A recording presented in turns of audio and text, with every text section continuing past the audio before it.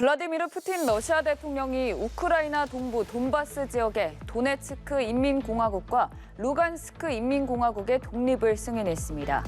이어 이곳에 평화유지군 파견을 지시했는데요.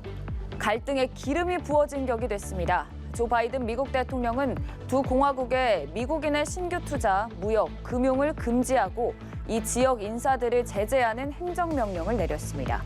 다른 서방 국가들도 강경 대응을 예고했습니다. 아울러 안토니오 구테우스 유엔 사무총장도 러시아의 결정에 대해 우려를 표명하며 평화적으로 분쟁을 해결할 것을 촉구했는데요. 우크라이나의 나토 가입 추진으로 촉발된 이번 갈등 어떻게 전개될까요? 이슈 오늘에서 전망해 보겠습니다.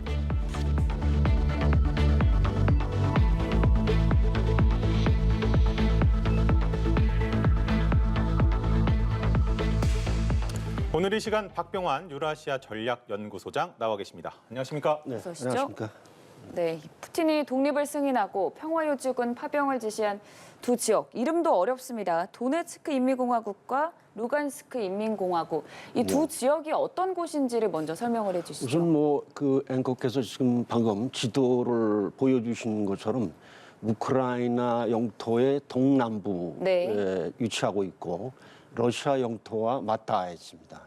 이제 이 지역은 아까 말씀하신 대로 도네츠크 주하고 루간스크 주 두 개인데 이제 합쳐서 돈바스라고 좀 부릅니다. 근데 이제 이 지역이 이렇게 되게 된 건 2014년에 우크라이나 키예프 수도에서 소위 마이단이라고 하는 그 시민혁명, 그러니까 친러시아 정권에 항거하는 그런 혁명이 있었고, 그것이 그 친러시아 정부가 무너지고 나서 소위 우크라이나 내에 있는 러시아계 주민들에게 차별 대우를 하기 시작했어요. 그에 대한 반발로 이제 우크라이나 동부 여러 지역들이 이제 이렇게 투쟁에 나섰고, 네네. 지금 현재까지도 돈바스죠. 그러니까 도네츠크 주하고 루간스크 주는 그 저항을 계속하고 있습니다. 근데 이번 결정에 대해서 미국과 유럽이 이번 조치는 민스크 협정을 위반한 것이다, 이렇게 말을 했어요. 민스크 평화협정에 대해서도 궁금한 분들이 많으실 것 같고요. 네. 그 2014년 이제 3월부터 내전이 시작이 됐는데, 이 내전을 끝내기 위해서 이제 우크라이나, 러시아, 그리고 독일, 프랑스, 그리고 나아가서는 유럽 안보 협력 기구가 협의를 해서 두 번에 걸친 협정을 체결합니다. 그게 이제 민스크 1, 2라고 하는데요. 그 민스크 협정에 따르면은 이 지금 질문하신 것과 관련해서 말씀을 드리면은 돈바스 지역 내 모든 외국군과 무기는 철수한다. 네. 그러니까 그 조항에 위배가 된다고 이제 서방 측에서 이야기를 하는 것이죠. 근데 이 평화유지군이라는 게 평화를 유지하기 위한 군인데 네. 이 평화유지군을 파병하는 것 자체가 전쟁에 대한 위험성을 좀 더 가시화시키는 것 아닌가, 이런 우려도 있거든요.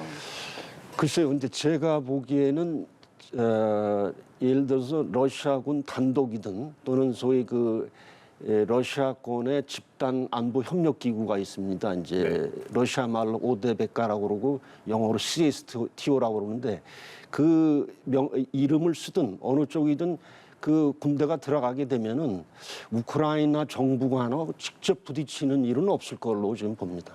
그러니까 네. 러시아군의 돈바스 진입이 곧바로 우크라이나와 러시아 간의 전쟁으로 이어질 것인지는 더 두고 봐야 됩니다. 그러면 일각에서는 우크라이나로의 침공 가능성까지 제기가 되는데 그 부분은 시기상조라고 보시는 겁니까? 그거는 이제 시기상조라고 표현을 하셨는데, 글쎄요.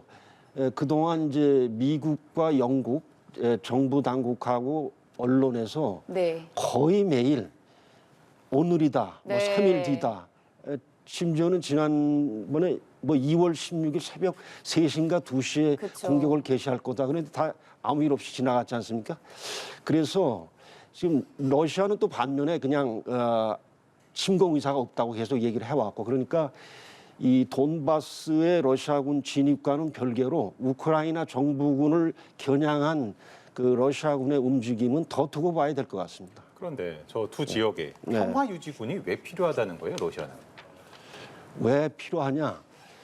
이제 그 러시아 정부의 그러니까 푸틴 대통령의 논리는 그 지역에 러시아계 주민이 많이 살고 있어요.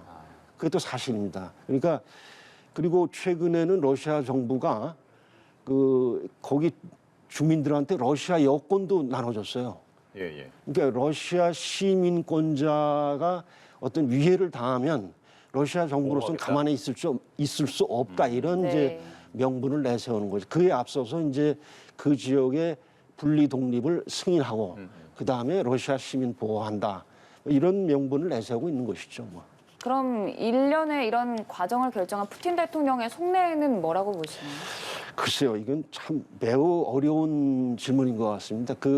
진짜 미국이나 영국 서방의 난다 긴다 하는 정보 당국이 그렇게 파악을 하려고 해도 정확하게 지금 파악을 못 하고 있는 상황이기 때문에 저도 한마디로 어떻다라고 말씀드리기는 대단히 어렵습니다. 그러나 만일 서방에서 우려하듯이 우크라이나 정부군을 상대로 한 러시아군의 공격이 개시된다면 아마 러시아는 잃는 게 너무 많을 겁니다. 그래서 러시아로서도 그렇게 쉽게 선택할 수 있는 건 아니다. 그러면 소장님께서 보시기에 네. 러시아에서 이제 저 지역에 파병군을 보낸 것이 네. 어찌됐든 평화가 유지가 필요하고 자국민 보호가 필요하고 이런 명분이 있지만 그 명분 이외에 어떤 외교적이나 어떤 다른 좀 목적을 갖고 지금 움직이고 있는 거는 맞다고 보시나요? 근데 이제 제가 이제 우리 언론들의 네. 보도 경향을 보면은 이게 강대국 러시아가 약한 이웃나라 우크라이나를 괴롭히는 이제 그런 그림으로만 보는데 네. 아시다시피 이거는 러시아와 미국 및 나토 간의 네. 거대한 전략적인 게임입니다. 네. 네. 그리고 그동안 이제 나토가 이제 소련이 붕괴되고 나서 러시아가 좀 허약할 때 네. 이 야금야금 이게 동쪽으로 확대를 해왔거든요. 네. 그러다 보니까 지금 러시아는 사실상 이 나토 국가들에 의해서 포위되어 있는 상태나 다름이 없다. 그거는 사실 객관적이라고 봐요. 그래서 그러한 러측의 우려에 대해서 미국과 나토가 문서로 약속을 해달라. 1994년도에 독일 통일을 마무리 짓는 과정에서 2+4라는 국제회의가 있었습니다. 네. 동서독하고 이제 미국, 영국, 프랑스, 독일 그렇게 했는데 그때 이미 나토가 사실상 약속을 했다는 게 최근에 독일 슈피겔지 보도에서도 드러나고 있습니다. 네.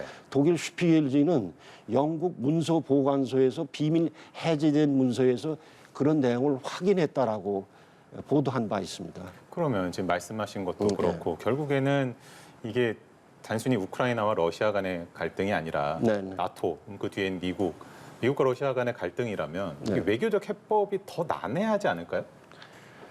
그러니까 사실 그동안은 네. 러시아가 어떤 불평을 이야기해도 네네. 미국이 사실 귀를 안 기울였어요.